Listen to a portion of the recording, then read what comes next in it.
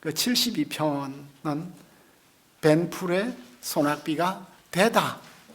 이제 제가 많은 제목을 과거로 만들었습니다.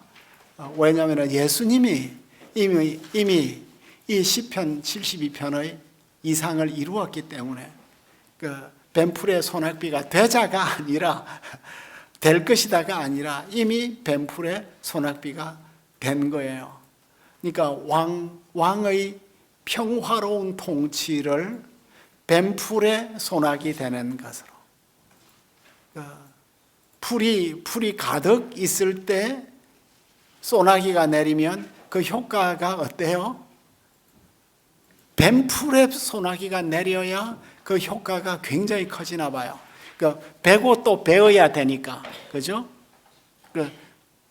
치솟아 오를 테니까.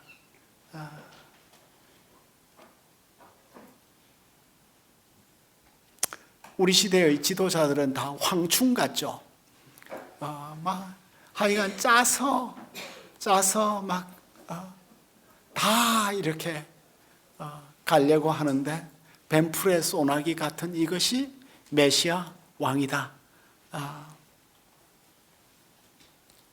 온 세상이 가뭄일 때 소나기가 내리면 모든 생물들이 다 살아나고 있는데, 이 시인의 관심은 누구예요? 이 왕의 관심은, 이 왕의 마음은 어디에 가 있습니까? 불쌍한 백성과 가난한 백성에게 가 있고, 4절에 가난한 백성과 도울 사람이 없는 백성에게 가 있고, 힘없는 사람과 가난한 사람에게 가 있고, 13절에. 그러니까 저는 이 표현을 뭐라고 말하냐 하면, 왕은 사회 정의의 실천가라는 이런 클리셰이보다도 왕은 약자와 가난한 자를 우선적으로 돌보는 사회정의의 구현자예요. 그러니까 우선적으로 돌보는, 그들을 억압과 폭력에서 건지는 생명의 중보자이고, 이 왕의 이상적 특성과 정의로운 통치와 평화로운 세상은 메시아 왕의 특성과 통치를 우리에게 보여주고 있습니다. 이 모든 꿈이 예수님에 의해서 성취되죠. 메시아 왕 예수님은 하나님의 대리적 통치자이고, 생명의 중보자이고, 사회정의의 구원자이고, 우주적인 평화를 항구적으로 가져오는 분이시고, 초대 교회는 동방박사가 아기 예수 앞에 온 날을 기념하는 주일에 사용이 되었습니다. 그래서 시편 72편 10절에 있는 다시스와 섬의 왕들이 조공을 바치고 서바와 시바의 왕들이 예물을 드리는 이 모습은 계시록 21장 26절에서 만국의 영광과 존귀를 가지고 사람들이 그리로 들어가는, 당시 다시스는 지중해 끝에 있는 섬이잖아요, 그죠? 그리고 서바와 시바는 아라비아 반도에 있는 왕들이고 예물을 드리는. 그런데 마태복음 2장 11절에 보니까 동방박사들이 황금과 유향과 몰약을 예물로 드리는 이 모습하고 너무나 평화의 왕에게 예물을 드리는 모습이에요. 그리고 시편 72편 17절에 모든 사람들이 그를 복되다 하리로다.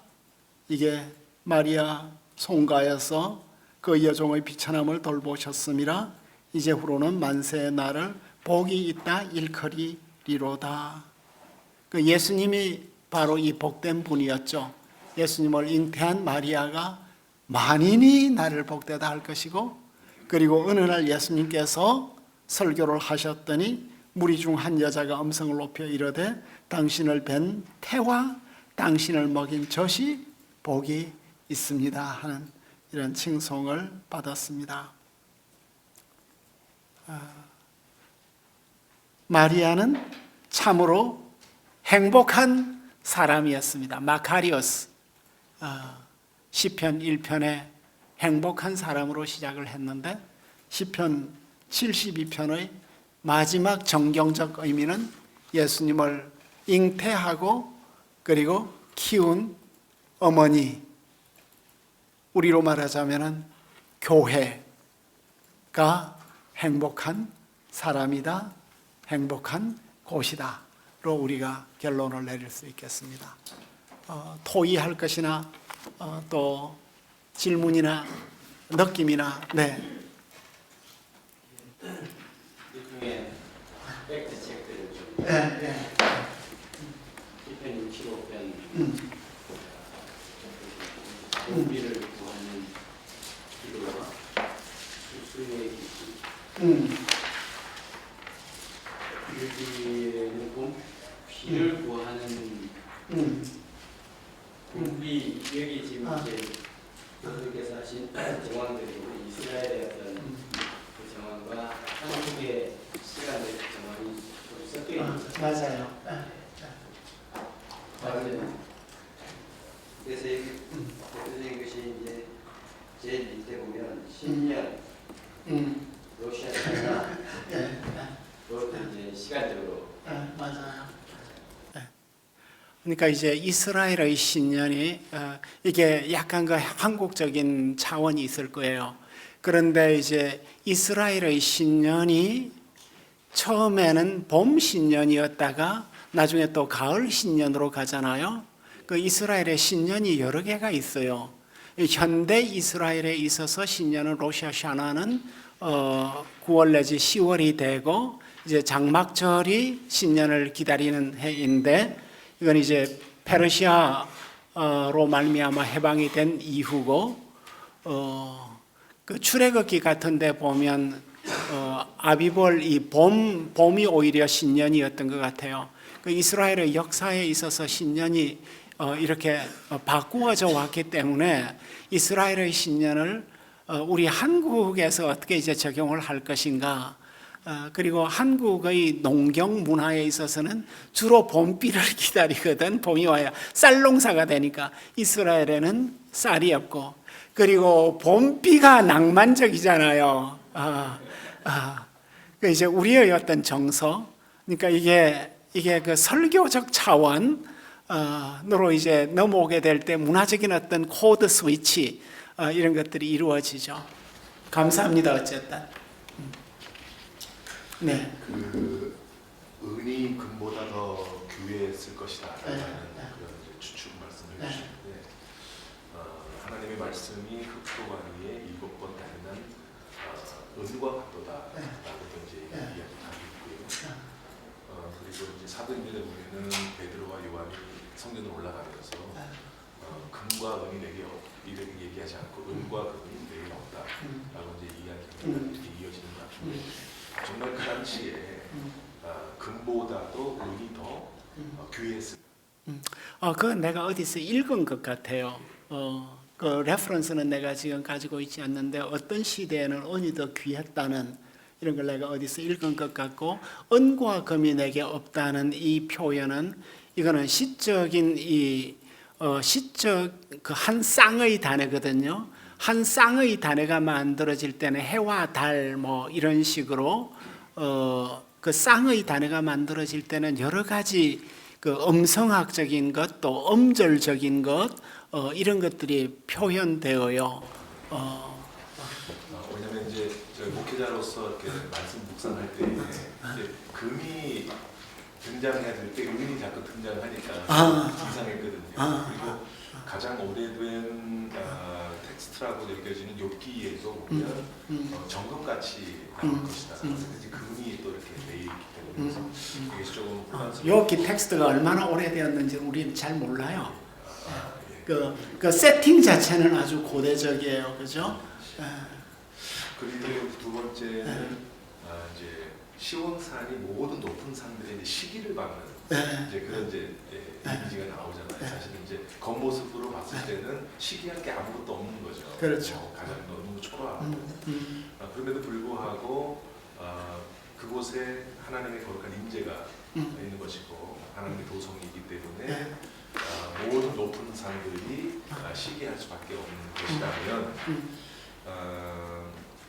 그 이제 하나님께서 언약해 주신 가나안 땅을 이제 젖과 꿀이 흐르는 땅이라고 이제 말씀하시잖아요. 저는 사실은 이스라엘 가본 적이 없고 터키만 2번째 다녀왔는데 그래서 이스라엘 꼭 가고 싶은데 그리고 이제 그 여호수아의 갈렙 그 스파이 장면에서도 사실 그 당시에 뭐그 과장법이 좀 있었는지 모르지만 그냥 막 이렇게 어깨에 메고 올 정도의 크기의 이 포도도 있었고 하는 이런 것들이 있었는데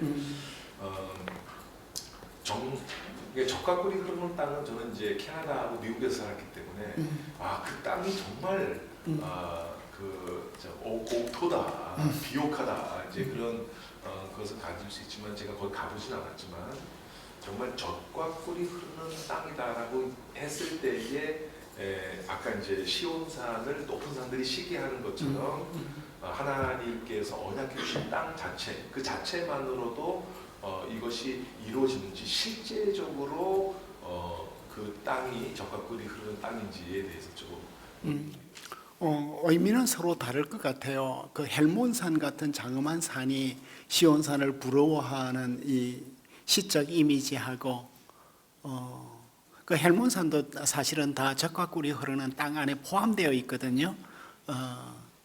이제 젖과 꿀이 흐르는 땅이 뭐냐 하는 것은 또 좀 다른 것 같아요. 젖과 꿀이 흐르는 땅은 저는 여전히 답을 아직 잘 못 찾고 있어요. 이게 어째서 젖과 꿀이 흐르는 땅인가?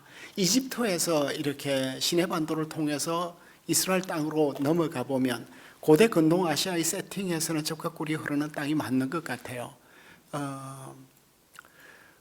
그런데 이제 그게 어떤 시적 이미지이기 때문에 그 젖과 꿀이 어떤 언유인지 꼭 실제인지 이런 것에 대해서는 좀 논문을 하나 내가 써야만 될 것 같아요. 오 목사님 말씀하시죠. 오원성 목사님. 예. 저는 주로 이제 오늘 캘셉이. 오늘로서 이제 그 이제 은화 시대가 있었을 거예요.